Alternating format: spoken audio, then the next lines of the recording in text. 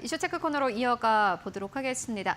오늘은 음식료와 관련된 심도 깊은 이야기 나눠볼 텐데요. 오늘은 신한투자증권의 조상훈 연구원 모시고 이야기 나눠보도록 하겠습니다. 위원님 안녕하십니까? 네, 안녕하세요. 네, 최근에 이제 음식료 쪽으로 관심 가지시는 분들이 정말 많습니다. 아마 뭐 엔비디아 삼양식품의 네, 이제 그러한 영향이 아닐까 싶은데 제가 엔비디아 나왔던 이유가 불닭디아라고 많은 분들이 엔비디아죠. 네. 그죠, 한국의 엔비디아다 이렇게들 많이 표현하시던데, 일단 식품주의 경우에는 사실 이제 방어주이기도 하지만은 성장주 역할도 하고 있다 이렇게도 이야기가 나오더라고요. 다만 약간 좀 이제 걱정 있는 부분이 전체적인 밸류를 한 기업이 약간 높이긴 했습니다만은 밸류가 조금 약간 높다라는 지적도 있고요. 어떻게 전체적으로 보고 계십니까? 네, 사실 이제 뭐 지나간 거긴 하지만 뭐 실적 이야기를 안 드릴 수는 없을 것 그죠, 같아요. 네. 이제 뭐 지나가긴 했지만 뭐 1분기 실적 자체는 뭐 그렇게 썩 좋은 편은 아닙니다. 뭐 느끼시는 것처럼 뭐 소비 경기도 좋지 않았었고 환율도 굉장히 조금 높은 상황이었죠. 그래서 이런 고환율이 좀 유지가 되다 보니까 원가 부담도 굉장히 조금 부담이 좀 확대되는 이런 분위기였었어요. 다만 2분기부터는 조금 상황이 반전되는 부분들이 조금 보이는 것 같습니다. 뭐 소비 심리도 조금씩 올라오는 부분들도 좀 있고, 여기에다가 이제 기업들이 가격 인상을 좀 실시를 많이 했죠. 그러니까 이런 부분들 때문에 2분기 때부터는 좀 상황이 반전되지 않겠느냐 이렇게 좀 기대를 해볼 수는 있고요.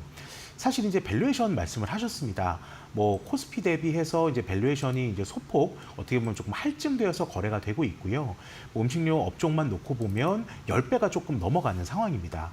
그러면 단순히 음식료 업종이 좀 코스피 대비 좀 비싼 것이 아니냐라고 좀 생각을 하실 수도 있지만, 그만큼 이제 실적에 대한 기대감이라든지 안정성 이런 부분이 좀 부각이 되고 있고, 또한 이제 말씀하신 것처럼 사실 이제 삼양식품 때문에 그래요. 삼양식품이 네. 지금 뭐 올해 기준으로 봤을 때 밸류에이션이 거의 뭐 18배, 19배 수준까지 좀 올라온 상황이다 보니까 이 부분을 제외하면 이제 업종에 대한 부분들은 좀 평균적인 이제 코스피와 좀 거의 유사하거나 소폭 조금 낮은 수준이다. 그렇기 때문에 사실 이제 뭐 밸류에이션 부담이 크지는 않다라고 보고는 있고, 결국은 이제 그 밸류에이션 부담에 대한 논란을 어떻게 조금 이제 실적으로 극복을 하느냐, 그게 저는 좀 더 중요한 과제일 것 같습니다. 네, 좀 비싼 거 아니냐라는 우려는 나오지만 그럼에도 불구하고 계속해서 볼만한 기업은 있습니다. 바로 삼양식품이 아닐까 싶은데요. 또 오늘 조상훈 연구원님께서 이 삼양식품의 목표 주가를 110만 원대까지 상향한 리포트를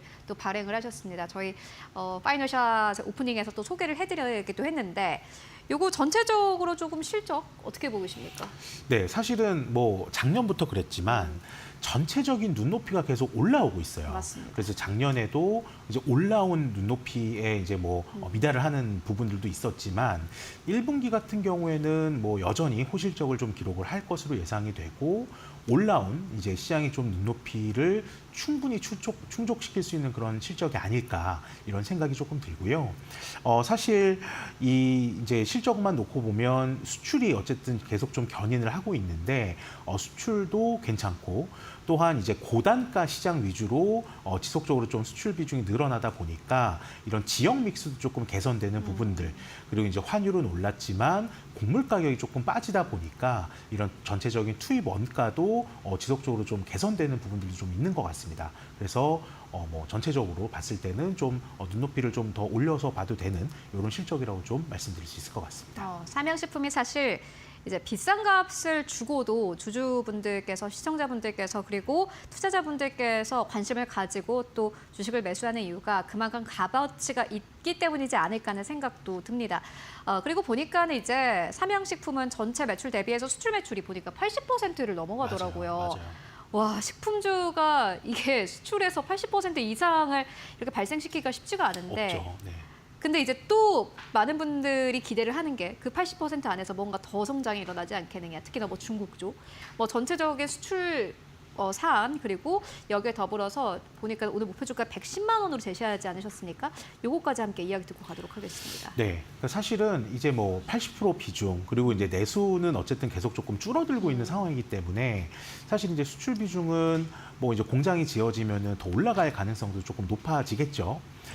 그래서 이 수출 비중을 놓고 봤을 때 결국은 이제 이 안에서 보면 가장 그래도 이제 높은 비중을 차지하는 것이 역시나 중국입니다.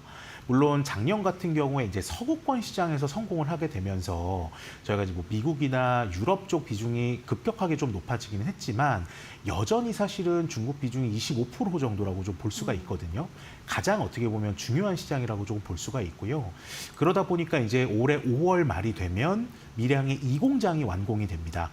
전체적인 생산 설비가 한 39% 정도 늘어나는 그런 증설 효과가 있고 또 이제 연말에 뭐 공시사항을 보신 분들도 계시겠지만 연말 공시에는 이제 중국 쪽 생산 기지를 짓겠다라는 조금 이야기가 있었어요. 그래서 이제 중국의 이제 현지 공장이 27년 1월 말에 완공이 되고 그 시기가 되면 이제 생산의 어떤 그 캐파 자체가 32% 정도가 조금 늘어나거든요. 그러면 지속적으로 이제 외형은 좀 성장할 수 있는 기반이 마련이 된다라는 좀 측면에서 말씀을 드렸고요. 그렇게 봤을 때는 이런 수출 실적 호조라든지 또 뭐 지역 믹스의 개선이라든지 이런 거 좀 고려를 했을 때 저는 목표 주가를 좀 이렇게 110만 원으로 올렸고 결국 이제 제 추정치 그리고 이제 경쟁 업체들인 일본 업체들이 과거 5년 동안 받았던 이런 그 평균적인 밸류에이션을 좀 적용한 결과라고 보실 수가 있습니다.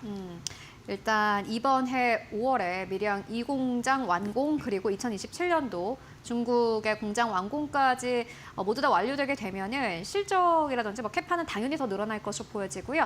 이에 따른 기대감이 있다라고 정리해보고 가도록 하겠습니다. 그리고 또 최근에 많은 분들이 또 관심을 가지고 있는 기업이 오리온입니다.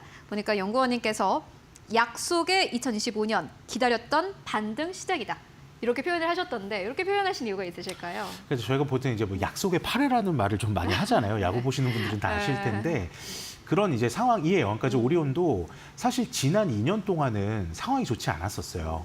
뭐 소비 경기 침체도 있었고, 뭐 지역별로 조금 이슈도 있었고, 뭐 이제 중국 같은 경우 이제 채널 구조 조정, 뭐 러시아도 마찬가지였지만 이런 이슈들이 조금 겹치면서 사실 이제 오리온의 지금까지 어떻게 보면 가장 강력한 무기였던 외형 성장이 굉장히 조금 안 좋게 조금 나오는 부분들이 좀 있었습니다. 그래서 이런 부분들 때문에 이제 눌려 있었던 어떤 주가라든지 이런 부분들이 올해 되면서 조금 해소가 되고 있어요.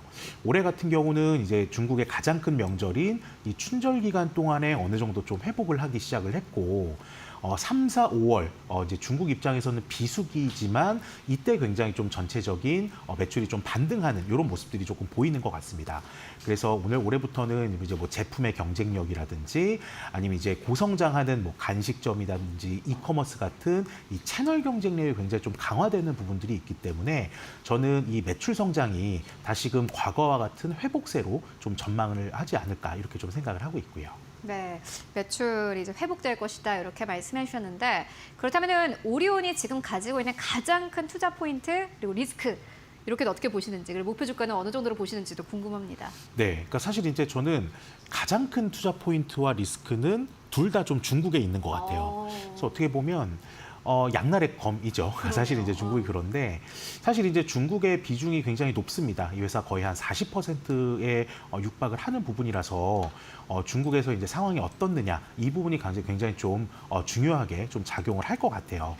근데 다만 이제 앞서 말씀드린 것처럼 굉장히 뭐 고성장하는 채널에 집중을 한다든지 아니면 이제 제품 경쟁력을 조금 더 올린다든지 이런 부분들로 좀 대응을 하고 있는 상황이라서 저는 올해는 이제 중국이 좀 반등할 만한 거리들이 굉장히 좀 많을 것 같아요. 또 이제 최근에 보시면 뭐 3월 소매 판매라든지 아니면 이제 전체적인 어떤 그 정부의 부양책이라든지 그러니까 이런 부분들이 좀 더해지면서 오리온에는 굉장히 좀 긍정적인 이런 뉴스들이 지속이 되고 있는 것 같습니다. 이런 부분들을 좀 고려를 했을 때 제 목표 주가는 14만 원이고 제 목표 주가는 어떻게 보면 이제 글로벌 제과업체들이 받는 이 어떤 평균적인 밸류에이션을 20% 정도 디스카운트를 한 결과인데요. 결국 이제 이런 부분들은 지금까지는 매출 성장이 조금 부진했기 때문입니다. 다만 이제 오리온이 하려고 하는 전략들 그리고 제품의 카테고리라든지 뭐 지역 확장이라든지 그러니까 이런 부분들이 조금 나타나게 된다고 하면 이제 밸류에이션의 어떤 그 간극이 좀 줄어들면서 이제 주가는 조금 더 우상향할 것으로 좀 기대가 되기 때문에 오리온에 좀 올해는 기대를 해볼 만한 포인트들이 많을 것 같습니다. 네. 오리온까지 만나보고 왔습니다. 삼양식품 그리고 오리온의 주가 여러분들 함께 트랙해보시면 좋을 것 같습니다. 지금까지 신한투자증권의 조상훈 연구원과 함께 이야기 나눠봤습니다. 말씀 고맙습니다. 네, 감사합니다.